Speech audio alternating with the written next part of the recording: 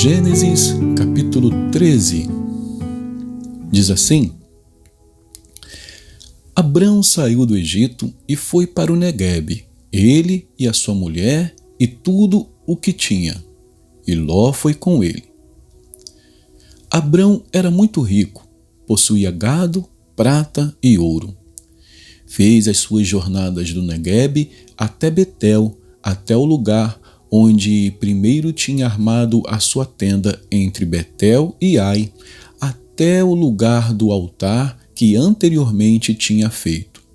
E ali Abrão invocou o nome do Senhor. Ló, que ia com Abrão, também tinha rebanhos, gado e tendas. E a terra não podia sustentá-los para que morassem juntos, porque eram muitos os seus bens, de maneira que não podiam morar um na companhia do outro. Houve desentendimento entre os pastores do gado de Abrão e os pastores do gado de Ló. Nesse tempo, os cananeus e os fariseus habitavam essa terra.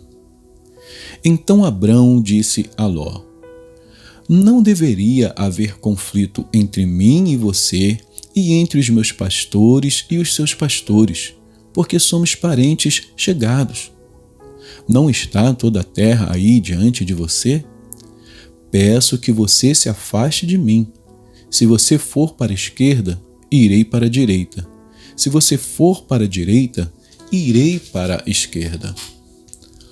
Ló ergueu os olhos e viu toda a campina do Jordão, que era toda bem regada, como o jardim do Senhor, como a terra do Egito, até a região de Zoar. Isto foi antes de haver o Senhor destruído Sodoma e Gomorra. Então Ló escolheu para si toda a campina do Jordão e partiu para o Oriente. E assim separaram-se um do outro. Abrão habitou na terra de Canaã, e Ló foi morar nas cidades da campina, e ia armando as suas tendas até Sodoma. Ora, os moradores de Sodoma eram maus e grandes pecadores contra o Senhor. O Senhor disse a Abrão, depois que Ló se separou dele: Erga os olhos e olhe de onde você está, para o norte, para o sul, para o leste e para o oeste, porque toda essa terra que você está vendo, eu a darei a você e a sua descendência para sempre. Farei a sua descendência como o pó da terra, de maneira que, se alguém puder contar o pó da terra, então será possível também contar os seus descendentes. Levante-se e percorra essa terra no seu comprimento e na sua largura, porque eu a darei a você. E Abrão, mudando as suas tendas, foi morar nos carvalhais de Manre, que estão junto a Hebrom, e ali edificou um altar ao Senhor. Capítulo 14. Naquele tempo, Anrafel, rei de Sinar, Arioque, rei de Elazar, Quedorlaomer, rei de Elão, e Tidal, rei de Goim, fizeram guerra contra Bera, rei de Sodoma, contra Birsa, rei de Gomorra, contra Sinabe, rei de Admar, contra Semeber, rei de Zeboim, e contra o rei de Bela, também chamada de Zoar.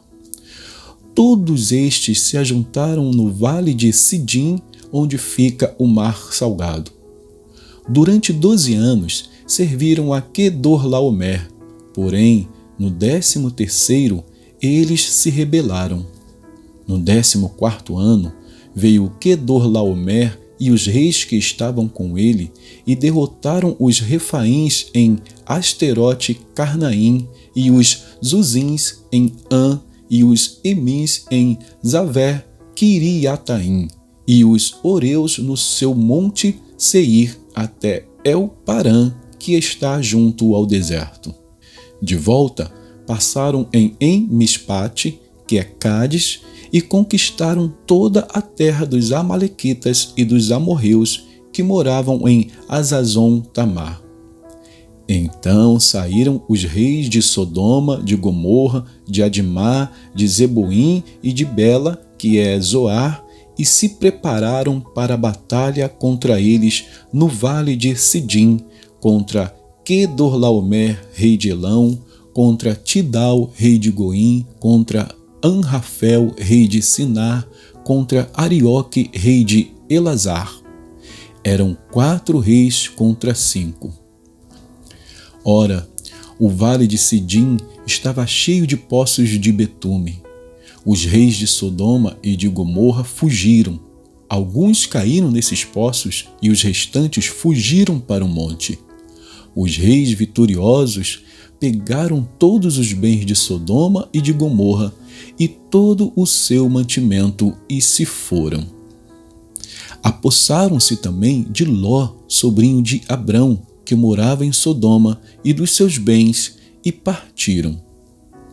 Porém, um homem que conseguiu escapar veio e contou tudo a Abrão, o hebreu. Este morava junto dos carvalhais de Manre, o amorreu, irmão de Escol, e de Aner, os quais eram aliados de Abrão. Quando Abrão soube que o seu sobrinho estava preso, fez sair 318 homens dos mais capazes, nascido em sua casa, e perseguiu os inimigos até Dan. E, de noite, Abraão dividiu os seus homens em grupos, derrotou os inimigos e os perseguiu até Obá, que fica ao norte de Damasco.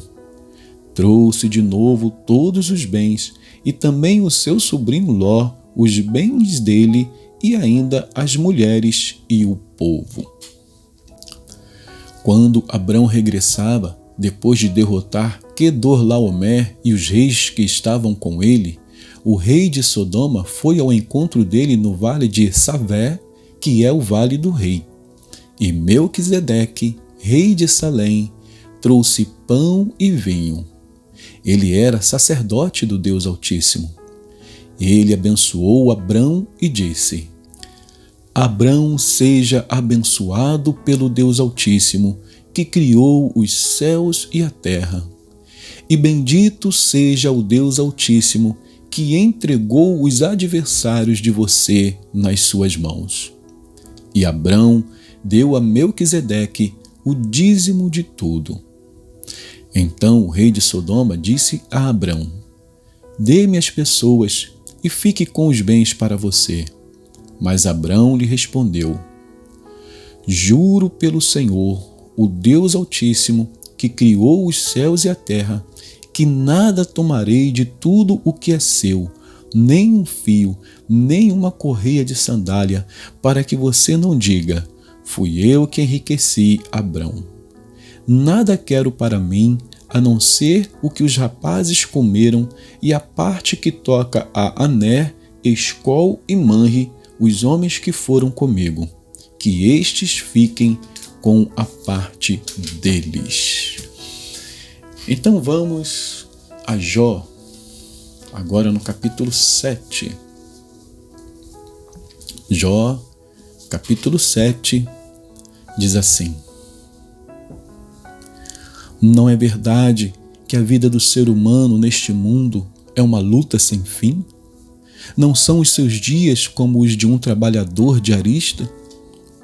Como o escravo que suspira pela sombra e como o trabalhador que espera pelo seu salário, assim me deram por herança meses de desengano e me proporcionaram noites de aflição. Ao deitar-me pergunto: quando me levantarei?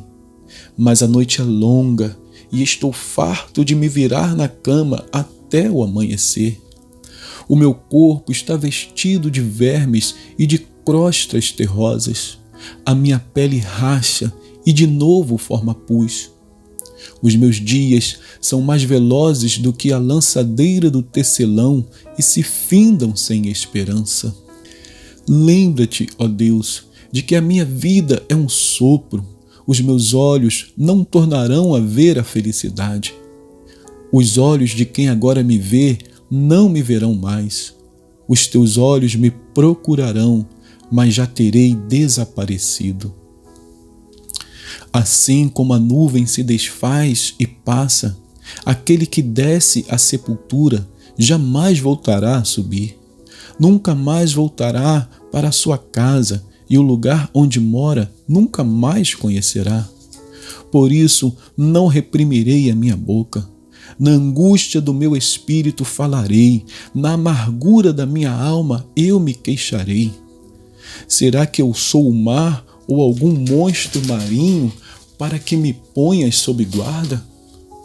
Quando digo, o meu leito me consolará, a minha cama aliviará a minha queixa, então me assustas com sonhos e me atemorizas com visões. Por isso prefiro ser estrangulado antes a morte do que esta tortura. Estou farto da minha vida. Não quero viver para sempre. Deixa-me em paz, porque os meus dias são um sopro. Que é o homem para que tu lhe deis tanta importância, para que deis a ele atenção, para que a cada manhã o visites e que a cada momento o ponhas à prova? Até quando não desviarás de mim o teu olhar? Até quando não me darás tempo de engolir a minha saliva? Se pequei, que mal fiz a ti, ó espreitador da humanidade? Por que fizeste de mim o teu alvo, tornando-me um peso para mim mesmo? Por que não perdoas a minha transgressão e não tiras a minha iniquidade? Pois agora me deitarei no pó, e, se me procuras, já terei desaparecido. Capítulo 8. Então Bildade, o suíta, tomou a palavra e disse: Até quando você falará estas coisas? E até quando as palavras da sua boca serão como um vento impetuoso? Será que Deus perverteria o direito? Será que o Todo-Poderoso perverteria a justiça? Se os seus filhos pecaram contra ele, também ele os entregou ao poder da transgressão que cometeram.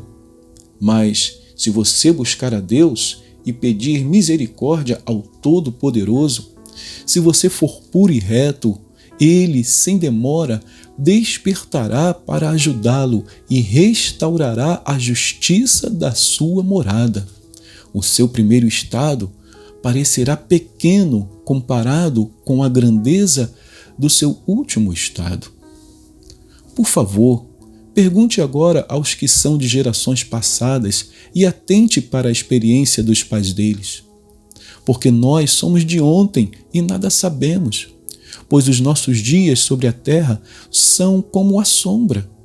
Será que os pais não ensinarão falando com você? Será que do próprio entendimento não proferirão estas palavras? Pode o papiro crescer fora do pântano? Ou cresce o junco sem água? Quando são verdes e ainda não foram colhidos, secam antes de qualquer outra erva. São assim as veredas de todos os que esquecem de Deus, e a esperança dos ímpios perecerá. A sua firmeza será frustrada, e a sua confiança é teia de aranha. Ele se encosta em sua casa, mas ela não resiste. Agarra-se a ela, mas ela não fica em pé. Ele é viçoso diante do sol, e os seus renovos se espalham pelo jardim. As suas raízes se entrelaçam no montão de pedras e penetram até as muralhas. Mas, se o arrancam do seu lugar, este o negará, dizendo: Eu nunca vi você. Eis no que deu a sua vida, e do pó brotarão outros. Eis que Deus não rejeita o íntegro, nem toma os malfeitores pela mão. Ele encherá a sua boca de riso e os seus lábios de alegria. Os que o odeiam se cobrirão de vergonha, e a tenda dos ímpios não subsistirá. Que Deus abençoe a porção da sua palavra.